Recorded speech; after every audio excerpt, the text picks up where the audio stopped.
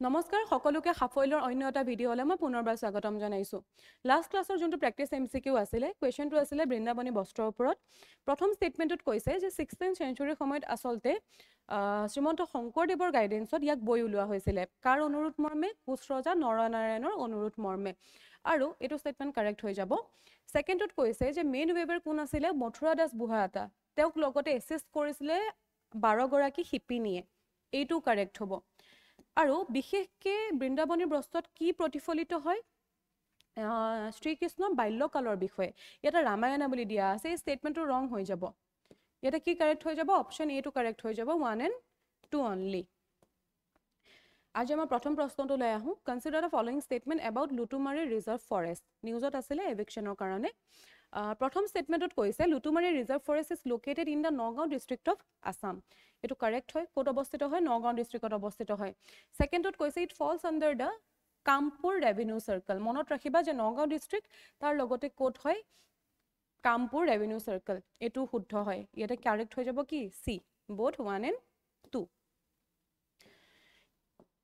এতিয়া আহোঁ 2 number প্ৰশ্নটোলৈ। 2 number প্ৰশ্নটোত সুধি আছে with reference to recent constitutional developments consider the following statement. Already তোমালোকে চাগে এইটো কথা গম পোৱাই, নিউজত আছে বহুত বেছিকে। প্ৰথম ষ্টেটমেণ্টত কি দি আছে? The constitution of India has been officially publish in the Bodo language. আমাৰ ভাৰতৰ যিখন সংবিধান হয়, যোনখন কনষ্টিটিউশ্যন হয়, সেইখন বেলেগ বেলেগ লেংগুৱেজত ট্ৰেন্সলেট কৰা আছে। আৰু এতিয়া ৰিচেণ্টলি অফিচিয়েলি কিহত পাব্লিছ কৰিছে? বড়ো লেংগুৱেজত পাব্লিছ কৰিছে। কেতিয়া কৰিছে মনত ৰাখিবা? 76th কনষ্টিটিউশ্যন ডে, ভাৰতৰ সংবিধান দিৱসত কৰা হৈছে। আৰু কোনে আনুষ্ঠানিকভাৱে তাক মুকলি কৰিছে? ভাৰতৰ মাননীয় ৰাষ্ট্ৰপতি আৰু প্ৰধানমন্ত্ৰী ডাঙৰীয়াই। এতিয়া ছেকেণ্ড ষ্টেট, এইটোতো শুদ্ধ হৈ যাব। ছেকেণ্ডটোত সুধি আছে Bodo is the first language from north east to receive an official publication of the constitution. এইটো ভুল হয়, যিহেতু অসমীয়া লেংগুৱেজতো ইয়াক পাব্লিছ কৰা আছে। সেইটো কাৰণে কি হৈ যাব? কাৰেক্ট অপশ্যনটো এইটো 1 অনলি হৈ যাব। এতিয়া তোমালোকে মোক কমেণ্ট বক্সত এটা কথা কোৱা যে ভাৰতৰ যোনটো 8th শ্বেডিউল লেংগুৱেজ হয়, তাতে বড়ো লেংগুৱেজটো ইনক্লুডেড হয় নে নহয়? এইটো মোক কমেণ্টত জনাবা। কাৰেক্ট কি হৈ যাব? ইয়াতে অপশ্যন 1 অনলি হৈ যাব। এতিয়া আহোঁ আমাৰ 3 নম্বৰ প্ৰশ্নটোলৈ। 3 নম্বৰ প্ৰশ্নটোত সুধি আছে consider the following statement about Assam's pavilion at IITF 2025। Full ফৰ্মটো হৈছে ইণ্ডিয়া ইণ্টাৰনেশ্যনেল ট্ৰেড ফেয়াৰ। প্ৰথমটোত কৈছে Assam's pavilion showcases Assam tea, bamboo, canecraft, handloom, handicraft and ODOP মানে 1 ডিষ্ট্ৰিক্ট 1 প্ৰডাক্ট। এইটো কি হৈ যাব? কাৰেক্ট হয়। The pavilion highlight UNESCO world heritage site, যেনেকৈ কাজিৰঙা আছে, মানস নেশ্যনেল পাৰ্ক আছে। এইটো শুদ্ধ হয়। তাৰ লগতে cultural performances like Bihu, Bagurumba আৰু showcase to represent Assam culture. এইটো শুদ্ধ হয়। তোমালোকে মোক আৰু এটা কথা জনোৱা যে কাজিৰঙা আৰু মানস নেশ্যনেল পাৰ্কক কেতিয়া ইউনেস্কো ৱৰ্ল্ড হেৰিটেজ চাইট হিচাপে ডিক্লেয়াৰ কৰা হৈছিলে? এটা কাৰেক্ট হৈ যাব গোটেইকেইটাই। ঠিক আছে, 1, 2 and 3। এইটো ৰিলেটেড আৰু এটা প্ৰশ্ন লৈছোঁ। Consider the following statement regarding Assam at 44th India International Trade fair 2025। কিমান নম্বৰ হয় সেইটো মনত ৰাখিবা। কিমান হয়? 44th হয়। প্ৰথম ষ্টেটমেণ্টটো দিয়া আছে Assam receive the bronze medal for স্বচ্ছ পেভিলিয়ন এট IITF 2025। এইটো কাৰেক্ট হয়। ব্ৰঞ্জ মেডেল পাবলৈ সক্ষম হৈছে, মনত ৰাখিবা, ইম্পৰ্টেণ্ট হয়। তাৰ লগতে ছেকেণ্ডটোত দিয়া আছে the event was held at Bharat Mandapam in new Delhi. ক'ত অনুষ্ঠিত হৈছে? দিল্লীত হৈছে। তাৰ লগতে ক'ত? ভাৰত মণ্ডপম। এইটো মনত ৰাখিবা। এইটো কাৰেক্ট হ'ব। কি হৈ যাব? চিটো এটা কাৰেক্ট হ'ব, বোথ 1 and 2। আৰু এটা বস্তু চাই লোৱা ইয়াতে যে কি ক্ৰাইটেৰিয়াৰ কাৰণে আচলতে এই এৱাৰ্ডটো পাইছে। মেইনলি কি হয়?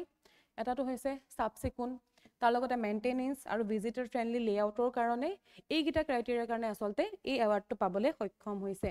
আৰু বিশেষকৈ এই এৱাৰ্ডটোৱে কি এনকাৰেজ কৰে? হাইজিন আৰু ছাষ্টেইনেবিলিটি প্ৰেক্টিছক। মনত ৰাখিবা। এতিয়া আহোঁ আমাৰ 5 নম্বৰ প্ৰশ্নটোলৈ। 5 নম্বৰ প্ৰশ্নটোত সুধি আছে Assam prohibition of polygamy bill 2025। The bill proposes up to 7 years of rigorous imprisonment for individual who marry again while still being legally married। অৰ্থাৎ কাৰোবাক বিয়া পতাৰ পিছত আকৌ যদি লিগেলি মানে বিয়া পতাৰ পিছত আকৌ যদি কাৰোবাক বিয়া পাতে তেনেহ'লে কিমান বছৰৰ জেল বুলি কৈছে? 7 years। তাৰ লগতে the bill applies uniformly across Assam including all 6th schedule area। অৰ্থাৎ অসমৰ সকলো জেগাতে সমানে তাক এপ্লাই কৰাৰ কথা কোৱা হৈছে বুলি ইয়াতে কৈছে মানে 6th শিডিউলৰ আণ্ডাৰত যিখিনি জেগা আহে সেইখিনিকো ইনক্লুড কৰাৰ কথা কৈছে তাৰ লগতে থাৰ্ডটোত কোৱা হৈছে যে special compensation fund will be created for women affected by polygamy অৰ্থাৎ পলিগেমিৰ ফলত যিসকল মহিলা এফেক্ট হৈছে তেওঁলোকৰ কাৰণে এটা স্পেচিয়েল কম্পেনচেশ্যন ফাণ্ড ৰিলিজ কৰাৰ কথা কৈছে এতিয়া আমি প্ৰথমতেতো চাই লওঁ বিলখনৰ কথা ঠিক আছে আসাম কেবিনেটে ৰিসেন্টলি এপ্ৰুভ কৰিছে আসাম প্ৰহিবিশ্যন অফ পলিগেমি বিল 2025 আৰু মেইন কথা হৈছে যে পলিগেমিক বিশেষকৈ ইয়াতে ক্ৰিমিনেলাইজ কৰা হৈছে আৰু লগতে ডিসকাৰেজো কৰা হৈছে আৰু তাৰ লগতে আমি যদি ফিচাৰ্ছৰ কথা চাবলৈ যাওঁ তেনেহলে কি বুলি ক'লো 7 বছৰ জেলৰ কথা ক'লো হয়নে যোনে অলৰেডি এবাৰ বিয়া পাতিছে লিগেলি বিয়া পাতিছে আৰু তাৰ পিছত যদি আকৌ কাৰোবাক বিয়া পাতে তেনেহলে 7 বছৰ পৰ্যন্ত জেল হ'ব পাৰে তাৰ লগত আমি যদি চাওঁ সেকেন্ড ওকে তাৰ পিছত নেক্সট যোনটো কথা আছিলে তাতে আমি কিহৰ কথা কৈছিলো যে বিলখন আসলতে 6th শিডিউল এৰিয়া বিশেষকৈ যোনখিনি ট্ৰাইবেল এৰিয়া হয় আমাৰ ষ্টেটৰ সেই এৰিয়াখিনিত কিন্তু এপ্লাই নহয় অৰ্থাৎ আমাৰ কনষ্টিটিউশ্যনৰ মতে যিখিনি 6th শিডিউল এৰিয়া আছে যেনেকৈ বড়োলেণ্ড হৈ গ'ল আমি লাষ্ট ক্লাছতো চাইছিলোঁ 6th শিডিউল এৰিয়াখিনি কথা তাতে এইটো এপ্লাই নহয় যোনটো আমাৰ ছেকেণ্ড ষ্টেটমেণ্টত আছিলে তেনেহ'লে কি হৈ যাব এইটো ৰং হৈ যাব তাৰপিছত একেবাৰে লাষ্টত যোনটো আছিলে কম্পেনচেশ্যনৰ কথা আছিলে সেইটো কাৰেক্ট হয় স্পেচিয়েল কম্পেনচেশ্যন ফাণ্ড তোমাৰ ছেটআপ কৰা হ'ব বিশেষকৈ যিসকলে ইয়াৰ পৰা এফেক্ট হৈছে এটা যাতে ফাইনেন্সিয়েল আৰু ছ'চিয়েল ছাপোৰ্ট দিব পাৰে মেইনলি আমি যদি চাওঁ পাৰ্পাছ কি হয় বিলখন প্ৰটেক্ট কৰা হয় ন এক্সপ্লইটেশ্যনৰ পৰা ওমেনক প্ৰটেক্ট কৰা তাৰ লগতে মনোগেমিটো ইয়াতে প্ৰমোট কৰাৰ লগতে যোনখিনি মেৰিটেল ৰাইট হয় লিগেল ৰাইট হয় সেইখিনিক এনকাৰেজ কৰা তাৰ লগতে ষ্ট্ৰেণ্ডেন কৰা কিহৰ ওমেন্স ৱেলফেয়াৰ এণ্ড জাষ্টিচ মেকানিজমক এই গোটেইখিনিৰে ইয়াৰে পাৰ্পাছ হয় আৰু এটা ইয়াতে তোমাৰ কি ফিচাৰ আছিলে সেইটো আছিলে যে কগনিজেবল অফেন্স হিচাপে ট্ৰিট কৰা এতিয়া আৰু এটা কথা মই এটা কৈ দিওঁ তাৰ মিনিংটো কি হয় অৰ্থাৎ পুলিচে তোমাক উইদাউট এনি ৱাৰেণ্ট কি কৰিব পাৰে এৰেষ্ট কৰিব পাৰে ঠিক আছে আৰু লগতে ইমিডিয়েট বেইল ইয়াতে এভেইলেবল নহ'ব এইকেইটাই হয় মনত ৰাখিবা খুব ইম্পৰ্টেণ্ট হয় প্ৰিলিমছৰ কাৰণেতো ইম্পৰ্টেণ্ট হয় মেইনছৰ কাৰণেও বহুত বেছি ইম্পৰ্টেণ্ট হয় এইটো হৈ গ'ল তোমালোকৰ আজি প্ৰেক্টিছ MCQ ইয়াৰ এনচাৰটো তোমালোকে কমেণ্ট বক্সত দিবা আজিৰ কাৰণে ইমানেই আছিলে আশা কৰোঁ ভিডিঅ'টো তোমালোকে ভাল পালা আকৌ লগ পাম নেক্সট উইকত থেংক ইউ